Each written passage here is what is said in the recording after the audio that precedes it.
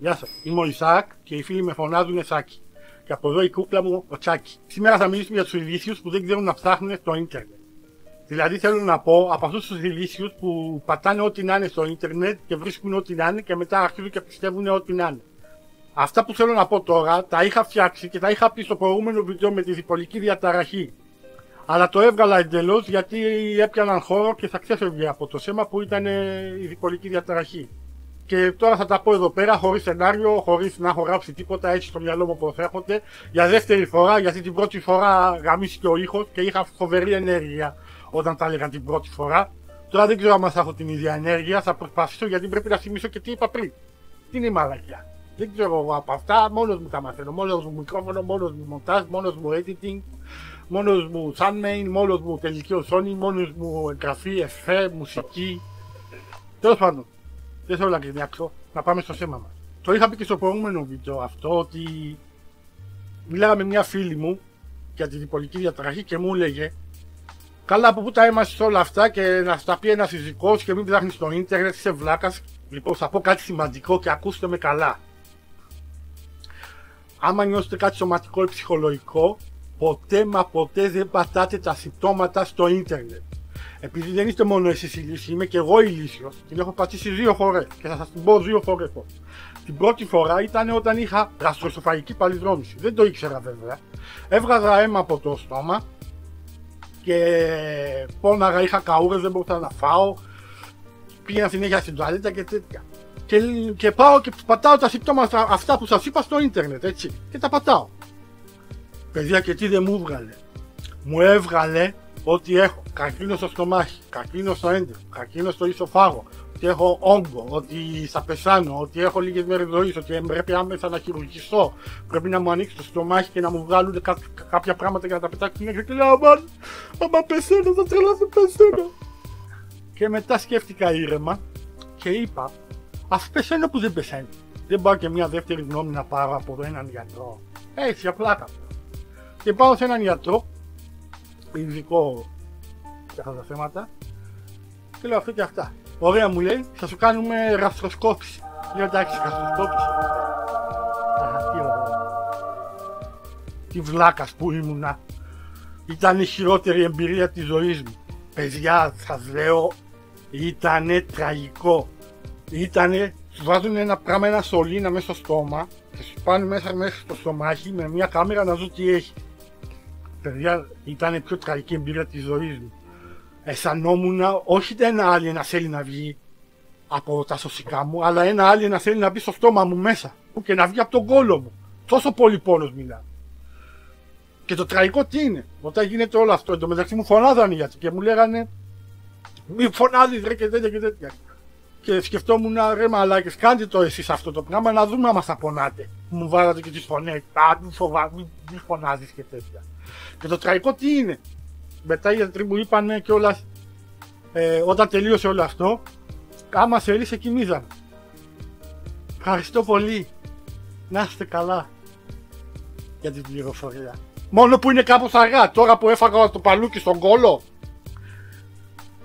Κράζω και τους γιατρούς λίγο, αλλά είναι ειδικοί. Τι να κάνουμε, τους αγαπάμε. Και θα ευχαριστούμε όλους τους γιατρούς αυτή τη στιγμή που βοηθάτε με την πανδημία. Θέλω να το πω αυτό, είστε ήρωες πραγματικά. Και μετά εγώ ήμουν έτσι.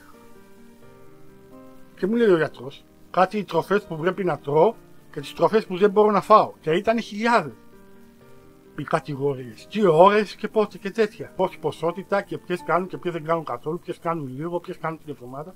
Και εγώ ήμουν και δεν μου τα γράψε κανένα χαρτί. Πάλι κράζω τους γιατρούς. Και δεν μου τα γράψε ένα χαρτί, μου τα λέει προφορικά. Τέλος πάντων. Και μου λέει και το χάπι, λαπραζόλ ήτανε, πόσα μιλιγκράμμ, ποιο πακέτο, αυτό που λιώνει στο στόμα, όχι αυτά που το καταπίνεις. Και εγώ ήμουν έτσι. Και λέω εντάξει γιατρέ, ευχαριστώ πολύ.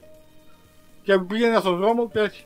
Και όταν έφτασα σπίτι, το χαρτί με το φάρμακο το χάσα. Έτσι όπως ήμουνα. Δεν θυμόμουν και τις τροφές και τα φαγητά που πρέπει να τρώω, τη διατροφή που πρέπει να κάνω και τη δίαιτα, τις ώρες, τίποτα δεν θυμόμουν. Και πατάω στο ίντερνετ γαστροεσοφαγική παλινδρόμηση. Και πουμ! Φαντέψτε. Ό,τι μου είπε ο γιατρός, ακριβώς τα βρήκα. Τι τροφές πρέπει να τρώω, τι ώρες πρέπει να τρώω, ποιες να αποφεύγω. το φάρμακο ποιο μου είπε, το θυμήθηκα, το πόσα μιλιγκράμμ, αυτό που λιώνει στο σώμα, το είχε όλα εκεί, τι ώρα πρέπει να το πείτε και τέτοια. Θέλω να σας πω ότι πρώτα παίρνετε τη διάγνωση και μετά πατάτε στο ίντερνετ. Ακούστε με προσεκτικά. Οι σωστές ερωτήσεις φέρνουν τις σωστές απαντήσεις.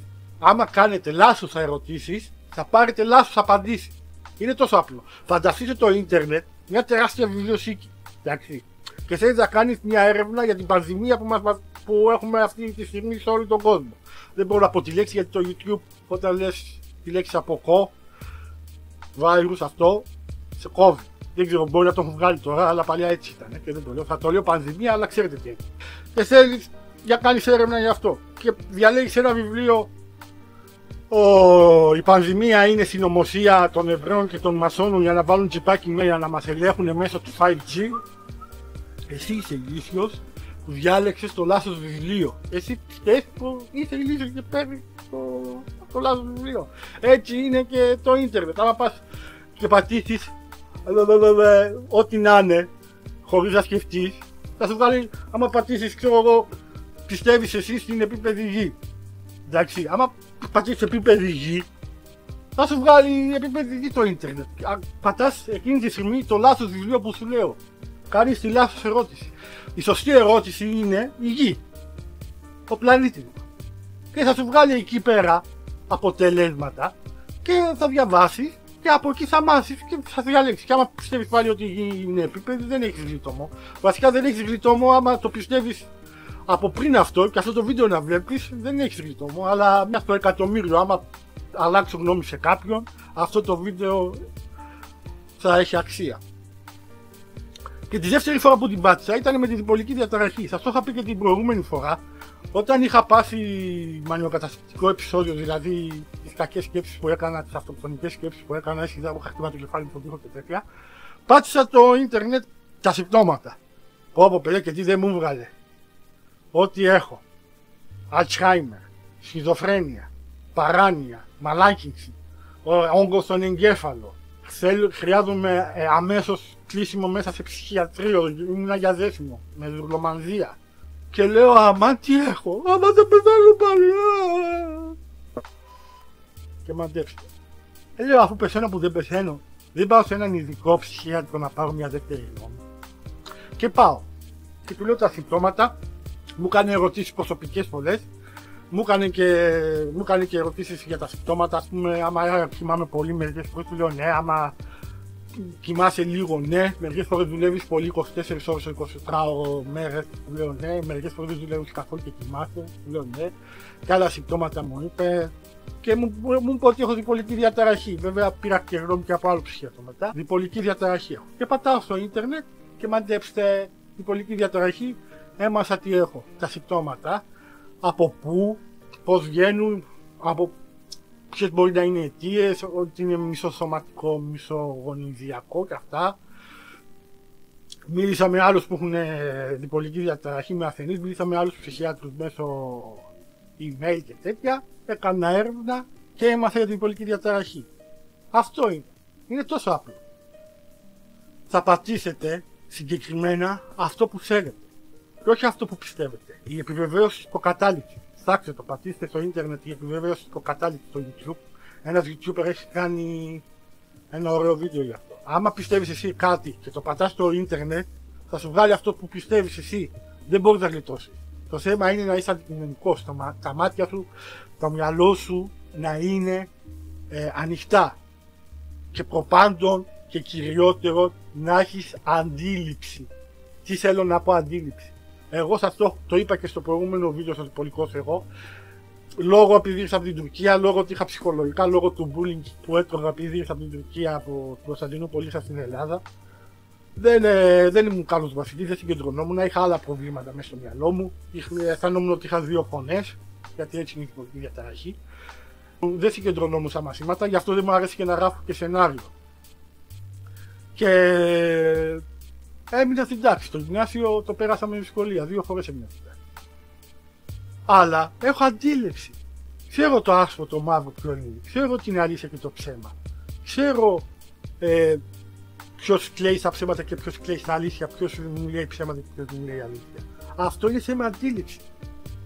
Θέλω να πω ότι έχω γνωστούς, όχι εγώ και οι συγγενείς μου, φίλοι των συγγενών μου και τέτοια. Έχω δει και στο ίντερνετ μερικούς που έχουν τελειώσει γυμνάσιο, λύκειο, πανεπιστήμιο, μετά έχουν κάνει και άλλα πανεπιστήμια, έχουν πάρει διπλώματα, πτυχία, σπουδάζανε όλα 20-30 μεταπτυχιακά χίλια πράγματα και πιστεύανε στην επίπεδη γη, πιστεύανε στο μικροτσίπ, ότι η πανδημία είναι συνωμοσία και ότι μας το έχουν βάλει οι εξωγήινοι, οι μασόνοι, οι Εβραίοι, κάποιους άλλους, οι Γερμανοί, οι Μουσουλμάνοι, για να μας ελέγχουν και τέτοια. Τα πιστεύουν αυτά.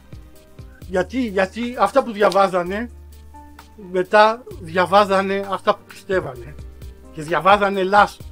Διαβάζανε τα λάθος βιβλία, όχι τα σωστά βιβλία. Καταλάβατε. Καλώς ή κακώς έχουμε δημοκρατία και ο καθένας γράφει ό,τι θέλει και μπορεί να το βγάλει στο βιβλίο, μπορεί να το ανεβάσει στο ίντερνετ και μπορεί εσύ να το διαβάσει. Το θέμα είναι να διαλέγεις το σωστό βιβλίο. Δηλαδή θέλω να πω, όταν διαλέγεις το σωστό βιβλίο στο ίντερνετ, να μπαίνεις στη σωστή σελίδα. Ποια είναι η σωστή σελίδα δεν μπορώ να σου το πω εγώ. Ο καθένας το ξέρει μόνος του, με την αντίληψή του. Απλά το μόνο που μπορώ να σας πω εγώ σαν συμβουλή είναι να είστε αντικειμενικοί, να είστε ανοιχτόμυαλοι και να μην πιστεύετε σε κάτι. Να έχετε αμφιβολία. Και μέσα από αυτή την αμφιβολία θα βγείτε την έκθεση. Εγώ τώρα αρχίζω και μαθαίνω και διαβάζω βιβλία και πληροφορούμε και ενημερώνομαι και παίρνω γνώση. Ποτέ δεν είναι αργά. Μπορείτε να το κάνετε κι εσείς. Αν βγαίνει κάτι θετικό από αυτό το μήνυμα είναι ότι το ξέρω ότι είναι δύσκολο σε πολλούς αυτό που πιστεύουν να το αποβάλουν, γιατί είναι μέρος του χαρακτήρα τους και άμα τους το βγάλεις μετά μένουν στον αέρα, νιώθουν ότι είναι άλλοι. Παιδιά, δεν είναι έτσι. Αυτό που πιστεύεις θα βγει και θα βγει μετά αυτό που δεν πιστεύεις, αλλά αυτό που είναι η αλήθεια. Είτε δεν σου αρέσει είτε δεν σου αρέσει, θα μπει μέσα στο αυτό και τότε θα είσαι πιο σωστός και πιο ολοκληρωμένος. Αυτά ήθελα να πω. Άμα σας άρεσε το βίντεο, κάντε ένα like, μια κοινοποίηση. Το πιο σημαντικό είναι να κάνετε εγγραφή στο κανάλι μου και μετά το καμπανάκι δίπλα για να σας έρχονται οι ειδοποιήσεις. Μέχρι την επόμενη φορά, εγώ και ο Τσάκη θα λέμε γεια.